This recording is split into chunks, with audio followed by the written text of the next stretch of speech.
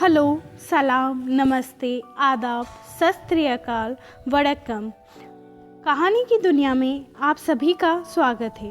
आज की कहानी का शीर्षक है शार्क और चारा मछलियाँ। अपने शोध के दौरान एक समुद्री जीव विज्ञानी ने पानी से भरे एक बड़े टैंक में शार्क को डाला। कुछ देर बाद उसने उसमें कुछ चारा मछलियाँ डाल दी।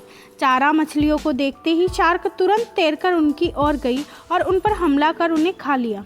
समुद्री जीव विज्ञानी ने कुछ और चारा मछलियाँ टैंक में डाली और वे तुरंत शार्क का आहार बन गई। अब समुद्री जीव विज्ञानी ने एक कांच का मजबूत पारदर्शी टुकड़ा उस टैंक के बीचों बीच डाल दिया।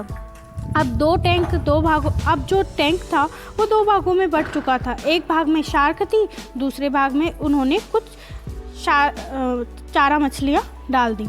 विभाजक पारदर्शी कांच से शार्क चारा मछलियों को देख सकती थी।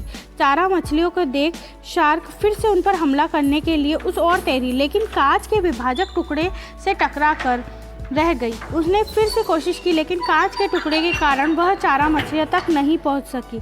शार्क ने दर्जनों बार पूरी आक्रामकता के साथ चारा मछलियों पर हमला करने की कोशिश की, लेकिन बीच में कांच का टुकड़ा आ जाने के कारण वह असफल रही।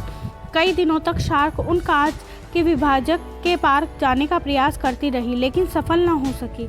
अंततः थक कर उसने एक दिन हमला करना छोड़ दिया और टैंक में अपने भाग में रहने लगी। कुछ दिनों बाद समुद्री जीव विज्ञानी ने टैंक से वह कांच का विभाजक हटा दिया, लेकिन शार्क ने कभी उन चारा मछलियों पर हमला नहीं किया, क्योंकि एक काल्पनिक विभाजक उसके दिमाग में बस चुका था और उसने सोच लिया था कि उसे पार नहीं कर सकती।